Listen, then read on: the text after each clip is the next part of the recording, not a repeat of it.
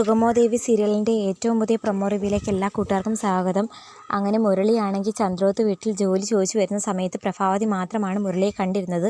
അപ്പം മുരളിയാണെങ്കിൽ നടന്ന കാര്യങ്ങളൊക്കെ തുറന്നു പറയുന്നുണ്ട്. ഗൾഫിൽ തൻ്റെ ജോലി നഷ്ടമായതറിഞ്ഞ് ചന്ദ്രമതി ആൻറ്റി തന്നെ വീട്ടിലേക്ക് വിളിച്ചു വരുത്തിയെന്നും ദേവിയയ്ക്ക് ഇതുപോലെ ഡ്രൈവർ പോസ്റ്റിലേക്ക് ഒരു വേക്കൻസി ഉണ്ട്, അങ്ങോട്ടേക്ക് ചെന്ന് ജോലി ചോദിക്കണമെന്നും പരിചയമുള്ള ഒരാളാണെങ്കിൽ ദേവിയയ്ക്ക് അതൊരു സെക്യൂരിറ്റിയും കൂടി ആകത്തില്ലേ എന്നൊക്കെ പറയുമ്പോൾ പ്രഭാവതിയാണെങ്കിൽ ആദ്യം മുരളിയെക്കുറിച്ച് ചിന്തിച്ചതേ ഇല്ലായിരുന്നു. പക്ഷേ മുരളിയെക്കുറിച്ച് തന്നെ ചിന്തിക്കേണ്ടിയിരുന്നു എന്ന് മനസ്സിലാക്കിയ പ്രഭാവതി സിദ്ധാർത്ഥനോടും ദേവികയോടും നന്ദനോടും പോയി കാര്യം അവതരിപ്പിക്കുന്നു.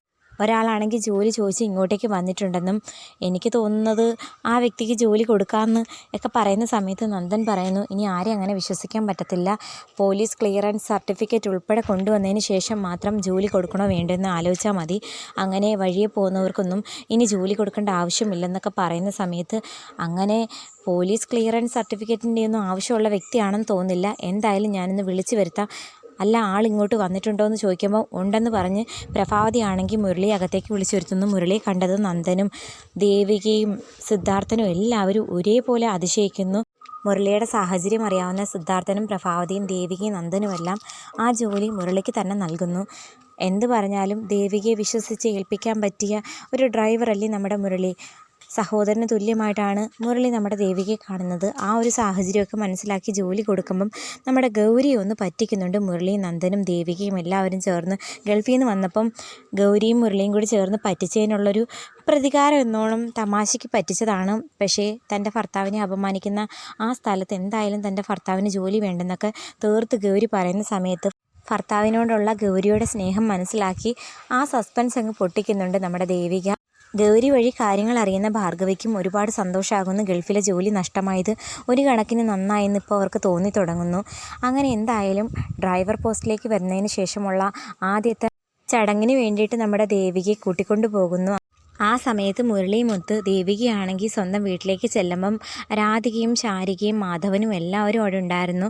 അപ്പം ശാരികയാണെങ്കിൽ ഓടി വന്ന് ദേവികയെ കണ്ട് ഒരു സല്യൂട്ടൊക്കെ കൊടുക്കുന്നു. ഇത്രയും പ്രതിസന്ധികളിലൂടെ കടന്നു വന്ന ചേച്ചിയുടെ ധൈര്യം സമ്മതിക്കണം, ചേച്ചിയല്ല ഞാനായിരുന്നു ഈ സാഹചര്യത്തിലെങ്കിൽ എപ്പോഴേ തകർന്നു പോയനെ, ചേച്ചി സമ്മതിക്കണമെന്നൊക്കെ പറഞ്ഞ് സംസാരിക്കുന്ന സമയത്ത് ദേവിക പറയുന്നു, ദേ പെണ്ണെ ചുമ്മാ എന്നെ കളിയാക്കല്ലേ, ശരിക്കും ഒരു കൂടപ്പറപ്പിനെ പോലെ കണ്ട സന്ദീപ് എന്നോട് മോശമായി പെരുമാറിയ സമയത്ത് ആകെ പതറിപ്പോയായിരുന്നു, പക്ഷേ ഇപ്പോൾ എനിക്ക് അങ്ങനെയൊന്നും പേടിക്കണ്ട. അതേസമയം നമ്മുടെ രാധികയാണെങ്കിൽ മുരളിയോട് പറയുന്നു, മുരളിയാണ് മോളുടെ ഡ്രൈവർ എന്നറിഞ്ഞതിന് ശേഷം ശരിക്കും പറഞ്ഞാൽ മനസ്സിനൊരു സമാധാനമുണ്ട്. ആ സന്ദീപ് മോളോട് മോശമായി പെരുമാറിയെന്ന് കേട്ടപ്പോൾ മുതൽ മനസ്സിനൊരു അങ്കലാപ്പായിരുന്നു.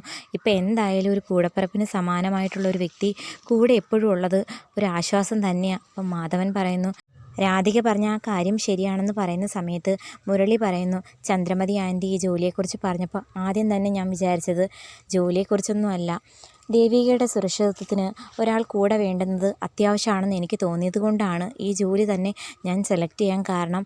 അതേസമയം രജനിയുടെ സംസാരവും പെരുമാറ്റവും ഒക്കെ ഗിരീഷിനും അമ്മയ്ക്കും പൊരുത്തപ്പെടാൻ പറ്റാത്ത സാഹചര്യത്തിലേക്ക് കാര്യങ്ങൾ മുന്നോട്ട് പോകുന്നു. അതായത് ദേവികയോടുള്ള കുശുമ്പ് അധികമാകുന്ന സമയത്ത് ഓരോ വർത്തമാനവും ദേവികയെ മോശപ്പെടുത്തി സംസാരിക്കുമ്പോൾ അതിനെല്ലാം എതിർത്ത് ഗിരീഷ് എന്തെങ്കിലും പറയും, വാക്കുതർക്കം ആകുന്നു. അങ്ങനെ കുടുംബത്തിലെ സമാധാന അന്തരീക്ഷം ശരിക്കും പറഞ്ഞാൽ പോയെന്ന് തന്നെ പറയാം രജനിയും ദേവികയും തമ്മിലുള്ള പ്രശ്നത്തെ തുടർന്ന്. എന്തായാലും നമ്മുടെ ദേവികയുടെ ആദ്യത്തെ പ്രോഗ്രാം, അതായത് മുരളി ഡ്രൈവറായിട്ട് വന്നതിന് ശേഷമുള്ള ആദ്യത്തെ പ്രോഗ്രാമൊക്കെ കഴിഞ്ഞ് രാത്രി മടങ്ങി വരുന്ന സമയത്ത് റോഡ് ക്രോസ് ചെയ്ത് ഒരു വണ്ടി പാർക്ക് ചെയ്തിട്ടേക്കുന്നു. മറ്റ് വണ്ടികൾക്ക് പോകാൻ പറ്റാത്ത രൂപത്തിൽ വണ്ടി അങ്ങനെ പാർക്ക് ചെയ്തിട്ടേക്കുന്നത് കണ്ടിട്ട് മുരളിയാണെങ്കിൽ കാറിൽ നിന്നിറങ്ങി ചോദ്യം ചെയ്യാൻ പോകുന്ന സമയത്ത് ദേവിക പറയുന്നു, ശത്രുക്കളെങ്ങാനും പറഞ്ഞയച്ച ആളാണോന്ന് അറിയത്തില്ല, അതുകൊണ്ട് സൂക്ഷിക്കണേ മുരളിയേട്ടാ.